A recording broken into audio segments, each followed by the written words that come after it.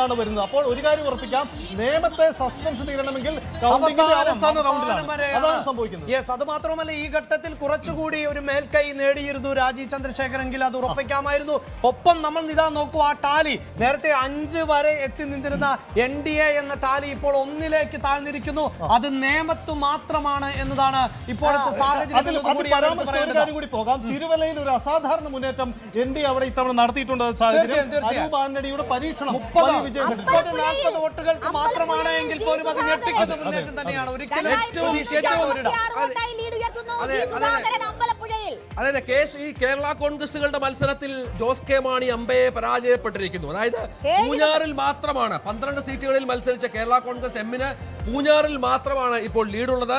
അതേസമയം 8 സീറ്റുകളിൽ മത്സരിച്ച ജോസഫ് ഗ്രൂപ്പിനാകട്ടെ ഇരിങ്ങാലക്കുടയിൽ, കോതമംഗലത്ത്, തൊടുപുഴയിൽ, കടുത്തുരുത്തിയിൽ, ചങ്ങനാശ്ശേരിയിൽ, കുട്ടനാട്ടിൽ, തിരുവല്ലയിൽ ഇത്രയും സ്ഥലങ്ങളിൽ ഇപ്പോൾ ചാണ്ടിയുമ്മന്റെ ലീഡ് ഇപ്പോൾ 20,000 കടന്നിരിക്കുന്നു എന്നുള്ളതാണ്. ചാണ്ടിയുമ്മൻ ഒരു ഘട്ടത്തിൽ താൻ പോസ്റ്ററും ഫ്ലെക്സുകളും ഒന്നും പതിക്കില്ല എന്ന് പറഞ്ഞ് സൈക്കിളിൽ കറങ്ങിയാണ് വോട്ട് ചോദിച്ചത്. ശേഷം പ്രധാനമായി ചർച്ച ചെയ്യപ്പെടുന്ന ഒരു കാര്യം അതായിരിക്കും യുവനേതാക്കളിൽ നിന്ന് വ്യത്യസ്തമായ യാത്രയിലൂടെയായിരുന്നു ചാണ്ടിയുമ്മൻ ഈ തെരഞ്ഞെടുപ്പിനെ നേരിട്ടത്. അത് മാതൃകാപരമെന്ന് ഒരു പക്ഷേ കോൺഗ്രസിന് അംഗീകരിക്കേണ്ടി വരും ഈ തെരഞ്ഞെടുപ്പിന്റെ ഭൂരിപക്ഷം എണ്ണി നോക്കുമ്പോൾ. അല്പസമയം മുമ്പും കണക്ക് നോക്കുമ്പോൾ അവിടുത്തെ രണ്ടാം സ്ഥാനാർത്ഥി CPM സ്ഥാനാർത്ഥിക്ക് കാര്യമായ ഒരു സ്വാധീനവുമില്ല. മാത്രമല്ല NDA കാൻഡിഡേറ്റ് തൊട്ട എഡ്ജിലേക്ക് വരുന്നുകയും ചെയ്യുന്നുണ്ട്. അപ്പോൾ ഒരു സ്വാധീനവും LDF അവിടെ ഉണ്ടാക്കാനായില്ലെന്ന് മാത്രമല്ല ചാണ്ടി ഉമ്മന്റെ വൻ മുന്നേറ്റമാണ് അവിടെ സംഭവിച്ചിരിക്കുന്നത്.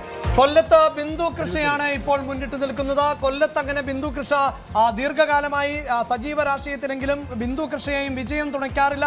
ഇത്തവണ 5000-ലധികം വോട്ടിന്റെ മേൽക്കൈയാണ് ഇപ്പോൾ നിലവിൽ ബിന്ദു കൃഷിക്കുള്ളത്. പരവൂരിൽ വി.ഡി. സതീശൻ ലീഡ് ഉയർത്തുന്നു.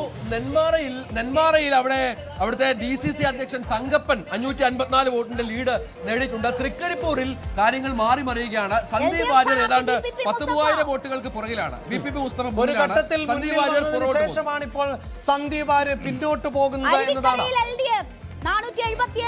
അരുവിക്കരയിൽ ഭൂരിപക്ഷം കുറഞ്ഞു. ഇപ്പോൾ LDF മുന്നിൽ വന്നിരിക്കുന്ന 587ലേക്ക്.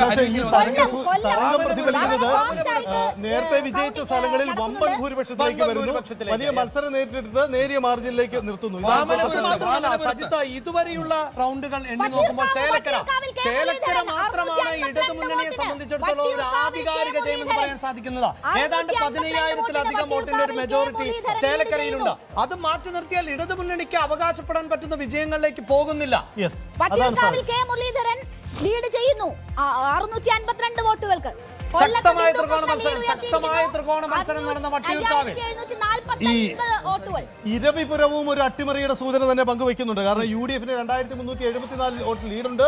ഇരവിപുരം ഒരു അടിയുറച്ച CPM മണ്ഡലമെന്ന് കരുതിയതാണ്. ഒരുപക്ഷെ ഇപ്പൊ കൗണ്ട് ചെയ്യുന്നത് ഏത് റൗണ്ട് കൊല്ലം കോർപ്പറേഷനിലേക്ക് നടന്ന തെരഞ്ഞെടുപ്പ് നമുക്കറിയാം. UDFനെ പോലും അത്ഭുതപ്പെടുത്തിക്കൊണ്ടാണ് ആ കോർപ്പറേഷൻ UDFന് ലഭിച്ചത്. അപ്പോൾ കൊല്ലത്ത് ഇത്തവണ എവിടെയും എന്ത് സംഭവിക്കാമെന്ന് പൊതുവെ വിലയിരുത്തപ്പെടുന്നുണ്ടായിരുന്നു. അതിന്റെ പ്രതിഫലനമാണ് എന്ന് തോന്നുന്നു. രമേശ് പിഷാരടി ഇപ്പോൾ 1463 വോട്ടുകൾക്ക് മുന്നിൽ നിൽക്കുന്നുവെങ്കിൽ അത് രമേശ് പിഷാരടി പാലക്കാട് വിജയം ഏതാണ്ട് ഉറപ്പിക്കുന്നു എന്നുള്ളതാണ്. എന്നെ അത്ഭുതപ്പെടുത്തുന്നത് ഷിബു തെക്കുംപുറം ഇപ്പോൾ 3000 വോട്ടിന് ലീഡ് ചെയ്യുന്നു. ഒരുപക്ഷെ എറണാകുളം ജില്ലയിലെ മറ്റു കോട്ടകളിൽ ഒക്കെ എന്ത് സംഭവിച്ചാൽ പോലും കോതമംഗലം സേഫ് എന്ന് പൊതുവെ വിലയിരുത്തിയിരുന്നു. അവിടെയാണ് ഷിബു തെക്കുംപുറം 3000 വോട്ടിന് മുന്നിൽ നിൽക്കുന്നത്. പ്രതിപക്ഷ നേതാവ് അവിടെ പ്രവർത്തകരുമായി ആഹ്ലാദം പങ്കിടുന്ന ദൃശ്യങ്ങളാണ് വരുന്നത്. ഇന്ദിരാഭവനിൽ പ്രവർത്തകർ വന്ന് നിറയുന്ന കാഴ്ചകൾ കൂടി നമുക്ക് കാണാം. ഇവിടെ പ്രതിപക്ഷ നേതാവ് എന്തായാലും ആ സീറ്റിൽ നിന്ന് എണീറ്റ്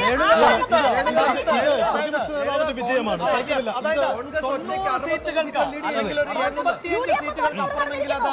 വിജയം തന്നെയാണ്. എല്ലാ അർത്ഥത്തിലും പ്രതിപക്ഷ നേതാവിന്റെയാണ്. മുഖ്യമന്ത്രി ക്ലെയിമിലും സതീശനെ വെല്ലാൻ തൽക്കാലം മറ്റൊരു വോയിസ് ഇല്ല. ഒരുപക്ഷെ 80ക്ക് താഴെയോ അല്ലെങ്കിൽ ഒരു നാരോ എഡ്ജിലുള്ള മാർജിനോ ഒക്കെ ആയിരുന്നു. അവിടെ രഞ്ജിത്ത് പറഞ്ഞ കോൺഗ്രസിന്റെ കണക്കുണ്ടല്ലോ 61 സീറ്റ് എഴുതുക. അത് നിസ്സാരമല്ല. കാരണം ലീഗിനെ സംബന്ധിച്ചിടത്തോളം ഇത്തവണ എത്രത്തോളം സമ്മർദ്ദം ചെലുത്താൻ സാധിക്കുമെന്നതാണ് ആ വിജയത്തെ ആധികാരികമാക്കുന്നത്. തമിഴ്നാട്ടിൽ TVK 100 കടക്കുന്നു. 100 സീറ്റിൽ TVK. എന്തായാലും സംസ്ഥാന രാഷ്ട്രീയം UDFന് അനുകൂലമാണ്. UDFന്റെ വമ്പൻ തിരിച്ചുവരവാണ് സംഭവിക്കുന്നത്. 10 വർഷത്തിന് ശേഷം വമ്പൻ മജോറിറ്റിയുമായി UDF-ന്റെ മന്ത്രിസഭ അധികാരത്തിലേറുന്നു എന്നതാണ് ചിത്രം. തരംഗമാണ് സംഭവിച്ചത്. എല്ലാ അർത്ഥത്തിലുമുള്ള ഒരു തരംഗം.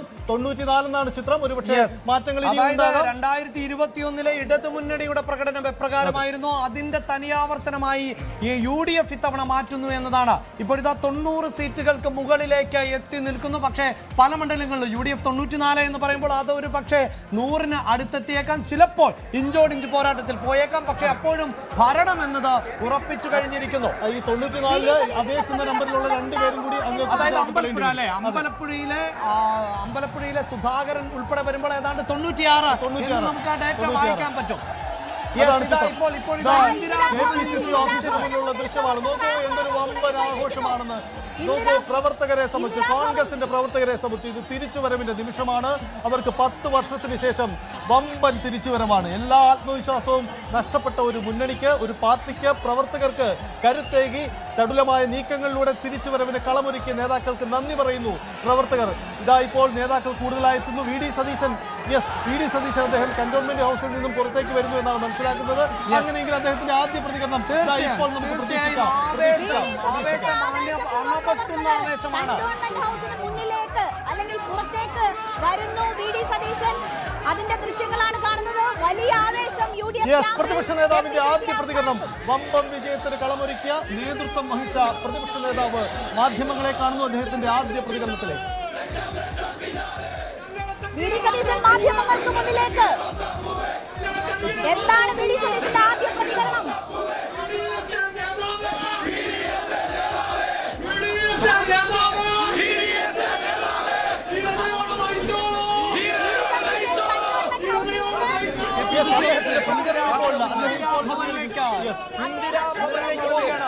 എന്തായാലും സജിത്ത് കഴിഞ്ഞ ഏതാനും മണിക്കൂറുകളായി മാധ്യമ പ്രവർത്തകർ, അദ്ദേഹം കൊച്ചിയിൽ നിന്ന് തിരുവനന്തപുരത്തേക്ക് വരുന്നു. തിരുവനന്തപുരത്ത് എത്തിയ ശേഷം മാധ്യമങ്ങൾ ചോദിക്കുന്നു. അപ്പോഴൊന്നും വി ഡി സതീശൻ ഒന്നും പ്രതികരിച്ചിട്ടില്ല. ഇപ്പോൾ ഇതാ വമ്പൻ വിജയത്തിലേക്ക് പോകുമ്പോഴും ഒരുപക്ഷെ പാർട്ടി നേതാക്കളുമായി കൂടിയാലോചിച്ച ശേഷം മാത്രമുള്ള ഒരു പ്രതികരണത്തിലാണ് അദ്ദേഹം കാത്തിരിക്കുന്നത്.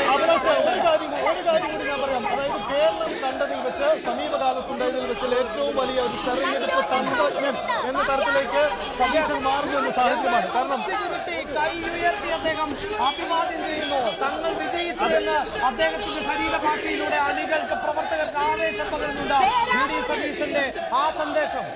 എന്താ എല്ലാ അർത്ഥത്തിലും നോക്കൂ, താൻ 100+ എന്ന നമ്പർ വെല്ലുവിളിയായി ഏറ്റെടുക്കാൻ സതീശൻ കാണിച്ച ചങ്കൂറ്റം, വനവാസം പോലെയുള്ള വലിയ പ്രസ്താവനകൾ നടത്താൻ കാട്ടിയ ചങ്കൂറ്റം, കഴിഞ്ഞകാല ബൈ ഇലക്ഷനുകളും ഒടുവിൽ പാർലമെന്റ് ഇലക്ഷനും ഒടുവിൽ ഇതാ നിയമസഭാ ഇലക്ഷനുമെല്ലാം സതീശൻ പ്രസ്താവന ഭാഗ്യം കൊണ്ടോ അദ്ദേഹത്തിന്റെ കോൺഫിഡൻസ് കൊണ്ടോ എല്ലാം കൃത്യമായി മാറുന്നു എന്നാണ് സാഹചര്യം. നിലവിലെ കണക്ക് നോക്കുമ്പോൾ 100+ എന്ന സീറ്റിലേക്ക്, നമ്പറിലേക്ക് UDF കടന്നാലും അത്ഭുതമില്ല എന്നതാണ് സാഹചര്യം. ചില അപ്ഡേറ്റുകളൊക്കെ ആ കണക്കുകൾ പുറത്തുവിടുന്നുണ്ട്. പക്ഷേ മാറ്റമുണ്ടായേക്കാം. കാരണം കൗണ്ടിങ് പകുതി പിന്നിട്ടിട്ടില്ല. മാറ്റമുണ്ടാവും. പക്ഷെ ഒരു കാര്യം വ്യക്തമാണ്, സംസ്ഥാനത്തൊരു UDF തരംഗമാണ്. ആ തരംഗമാണ് പ്രതിഫലിക്കുന്നത്. നോക്കൂ, രമേശ് ചെന്നിത്തലയെ എടുത്തുയർത്തുകയാണ് പ്രവർത്തകർ. രമേശോ സതീശനോ ആ ചോദ്യത്തിന് എനിക്ക് കോൺഗ്രസ് ഉത്തരം പറയേണ്ടി വരും. പക്ഷെ ഒരു കാര്യം വ്യക്തമാണ്, ഇത് അവർക്ക് ആഘോഷിക്കാനുള്ള സമയമാണ്. കൂടുതൽ വാർത്തകൾക്ക് News 18 Keralam YouTube channel subscribe ചെയ്യുക.